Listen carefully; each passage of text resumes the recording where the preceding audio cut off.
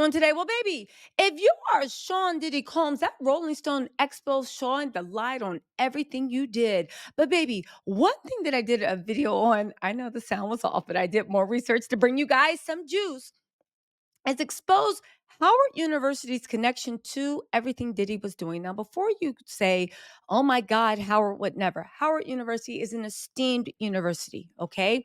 But it seems like they're now facing accusations that they were part of the cover up of what Diddy was doing for decades. And more importantly, just like Sean, um, just like Shine, Howard University got a payoff of $1 million. Why? Because Diddy wanted to make sure that all the things that happened on universities, incidents they had reported, people that had complained, all this stuff, to make sure it stayed quiet. You guys, this is actually groundbreaking, but it actually needs to be said. Okay. If you guys don't know, I did a live where we went through the Rolling Stones article. I'll try to do a part two tonight if you guys want. Let me know if you want me to do a part two, okay? The important thing about it is that they detailed the fact, and it was like by who was it? Nancy Dillon and Cheyenne. It's either Cheney or Cheyenne.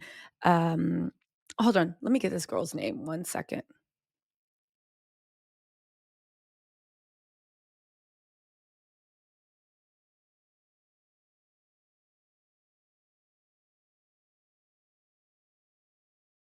Even the origins of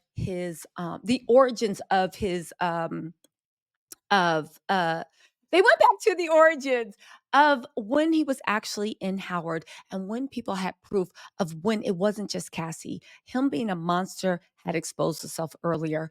For one, they implied that he was harassing his girlfriend, tapping the glass, forcing her to leave class. But if that wasn't enough, one night he showed up at the girls' dorm and he was screaming at the top of his lungs, demanding that she leave the dorm at that girl and come downstairs and talk to him. He was screaming, he was demanding it. Let me just read this excerpt if you haven't seen my live, because when you hear it, it's horrifying. But another thing people asked was, where was Howard? What did Howard do? Okay. There was, for instance, they said that he was screaming at her to come down. When he came down, he screamed and hollered and acted a stone fool until she came downstairs. She said that he pulled out a belt and started beating her up and down with it. She tried to fight back, but she was weak. She was crying. Girls were screaming. They were running through the door, running through the dorm, knocking on doors, saying, he's beating her, he's beating her. Nobody's stopping him. Now, the thing about this is, right? It lets you know that Diddy was a monster on a few levels. Okay. One, you're beating a girlfriend, right? Two, off the bat. Two, you terrorized her, right? Terrorized her, and you were cruel and vicious with it. Who beats a grown person with a belt up and down till she's black and blue and lacerated? Three, he did it publicly. It's bad enough beating somebody behind closed doors. You won it by screaming at the top of your lungs in a dorm, demanding she come down. This is a whole dorm in the Harriet Tubman quadrangle, demanding that somebody comes downstairs to face you. And people are sitting out the window scared looking. And then you publicly humiliate her, debasing her, vile, just beating her like an animal. And like an animal in front of everyone. It showed the amount of mental cruelty, manipulation, psychotic terror that he regularly inflicted on people. Okay. And I remember my live being like, where was Howard University? Where were the RAs? How come the RAs didn't report it? And I know RAs are just also students too. I'm not expecting anybody to risk their life, right? But where were the RAs? Why didn't they report it? Where was campus security? How was he allowed to do this? Why wasn't he expelled? Why wasn't there discipline in action? How come nobody reported him? These are all valid questions. Well, guess what? I did a little bit of digging, and it looks like, if these sources can be believed, okay, people did report it. People did say something. People were afraid of him because unlike what uh, uh, uh, Roundtree and Dylan found, there were other stories. There were other things that happened. It wasn't just women, it was men too. It was altercation at parties.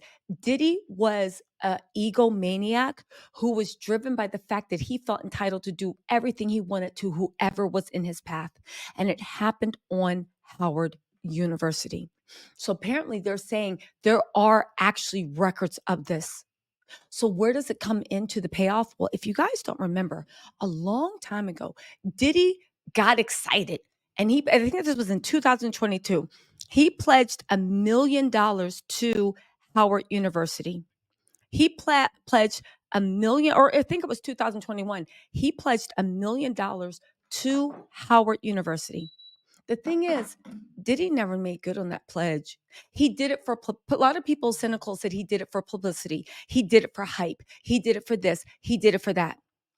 Interestingly enough, when Cassie sued Diddy and she first started negotiations with him around the first quarter of 2023, we found out about it after negotiations fell apart and Cassie actually sued him in civil court in November 2023. But it was going on in the background. I believe, if I can believe the rumors, the reason why it fell apart is Cassie wanted also a full public apology with the settlement. She wanted a full public apology.